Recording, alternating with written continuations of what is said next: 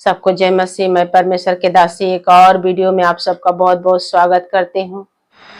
और परमेश्वर के वचन से मैं आप सबको आज सिखाना चाहती हूँ कि परमेश्वर का वचन कहता है कि जो आकाश और पृथ्वी को बनाया, जो हमको और आपको बनाया, वो सिर्फ एक यहोवा ही परमेश्वर है। आज का वचन है कि सिर्फ एकमात्र यहोवा ही परमेश्वर है, यहोवा ही परमेश्वर है।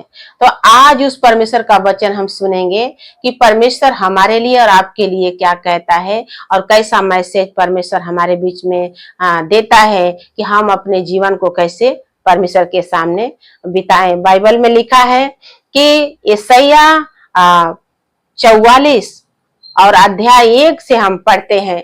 जो लोग लिखना चाहते हैं लिख सकते हैं। उसमें लिखा है कि परंतु अब हे मेरे दास याकूब, मेरे चुने हुए इस्राएल, सुन ले। हे मेरे दास याकूब और हे इस्राएल, जो परमेश्वर कहता है कि मेरे चुने हुए हो, आज मेरा शब्द सुन लो। आप याकूब हैं और आप इस्राएल हैं, हम इस्राएल हैं और परमेश्वर हमसे कुछ बात कहना चाहता है। आइए सुने कि परमेश्वर क्या कहता है। 2 में कहता है 44 का 2 में कि तेरा करता यहोवा जो तुझे गर्भ ही से बनाता आया है और तेरी सहायता करेगा करेगा यो कहता है कि हे मेरे दास याकूब, हे मेरे चुने हुए यरूशलेम, मत डर। जो हमारा और आपका सृजनहार परमेश्वर है, जो माँ को पेट में बनाया, जो माँ के पेट में सिरजा, वो हमारा परमेश्वर, आपका परमेश्वर कहता है कि हे मेरा बेटा याकूब, हे मेरे दास इस्राएल, तू मत डर। हालेलुया। तू मत डर, मैं तुझे अपने हाथों से बनाया हूँ, मैं तुझे सिरजा हूँ।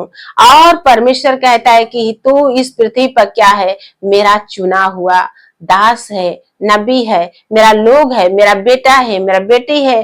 तू सुन, तू मत डर। हालेलुया।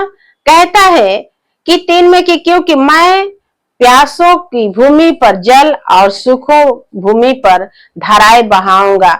मैं तेरे वंश पर अपनी आत्मा और तेरी संतान पर अपनी आशीष को उड़ेलूंगा।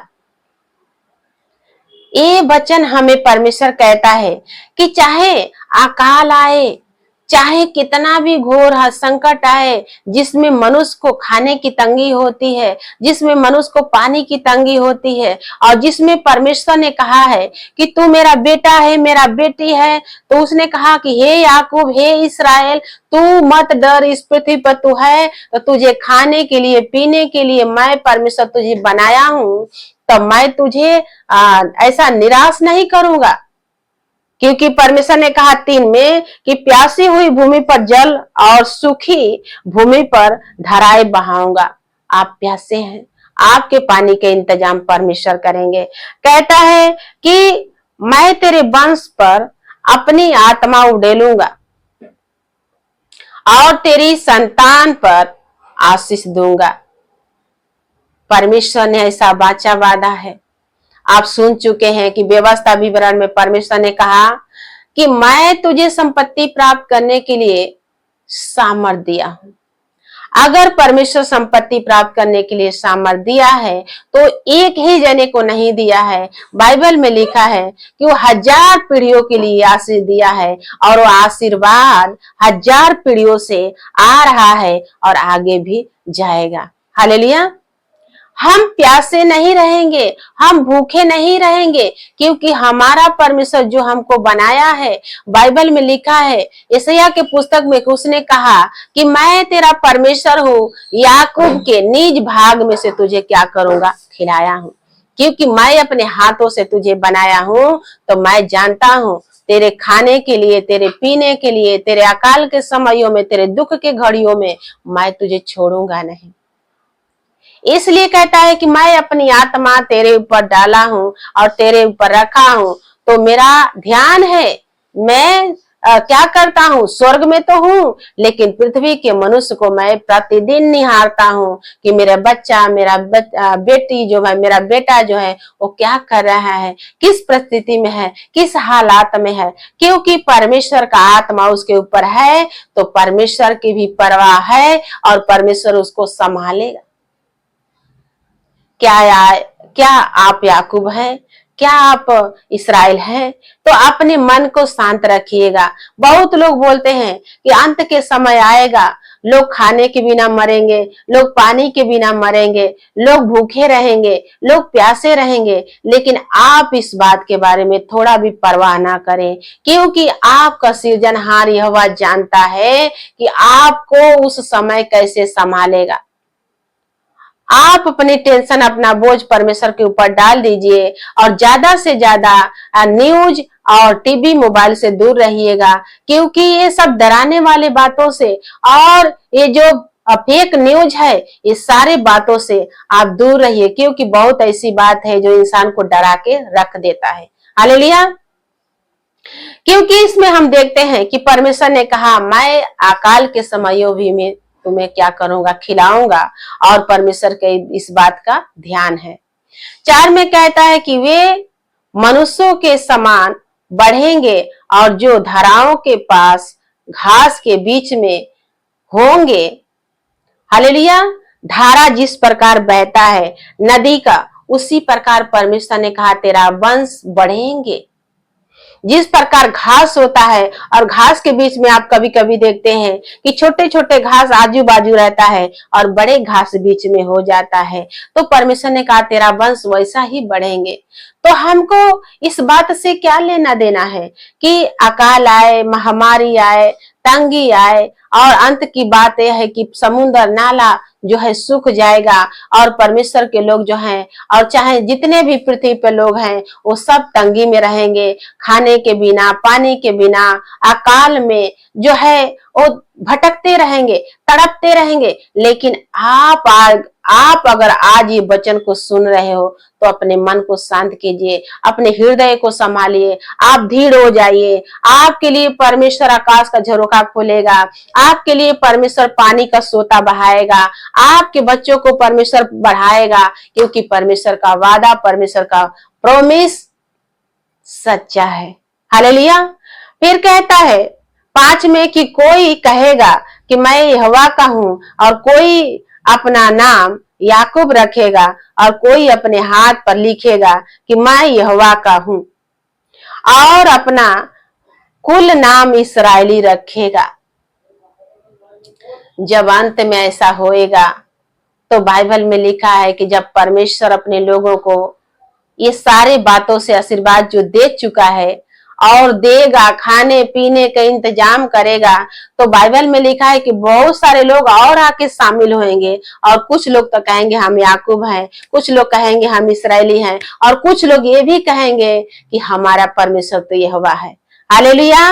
क्योंकि हम उसी का हैं। बाइबल बताता है कि कुल नाम इस्राएली बताएगा और कहेगा कि मैं यहोवा का हूं। तो आपका यहोवा दयालु है, आपका यहोवा ऐसा परमेश्वर है कि जब आकाश बनाया, पृथ्वी बनाया और पृथ्वी पर सुनसान था, तब आपको नहीं बनाया। जब परमेश्वर ने पृथ्वी पर हरा भरा पेड़ पौधा, बगीचा, फल फ्रूट सब लगाया, तब आपको बनाया कि मनुष्य को खाने की घटी ना होए। इस पृथ्वी पर धान गेहूं का आशीर्वाद किसने दिया? परमेश्वर ने दिया।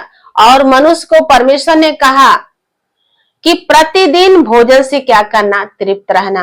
आज मनुष्य चाहे धनवान हो चाहे गरीब हो, वो सबकी ये भोजन की जरूरत है जो बाइबल में लिखा है। और सब यही भोजन करके क्या करते हैं? तृप्त होते हैं। यही भोजन करके सब लोग अपने भूख को मिटाते हैं। तो आप अगर परमेश्वर के दास हैं, आप अगर परमेश्वर के लोग हैं, आप अगर परमेश्वर में संगति करते हैं, तो आज ये वीडियो को देखें और अपने डर और भय की आत्मा को निकाल के फेंक दे, क्योंकि आपसे परमेश्वर ने वादा किया है, आपसे परमेश्वर ने प्रॉमिस किया है। और वो कहता है 2 में कि परंतु हे मेरे दास याकूब, हे मेरे चुने हुए इस्राएल, सुन ले, मैं तुम्हें ऐसे ही आशीर्वाद दूंगा, मैं तुम्हें ऐसे ही सुधि लूंगा, मैं तुम्हें ऐसे ही क्या करूंगा, वो समयों में तेरा हम परवाह करेंगे, हम तुझे संभालेंगे।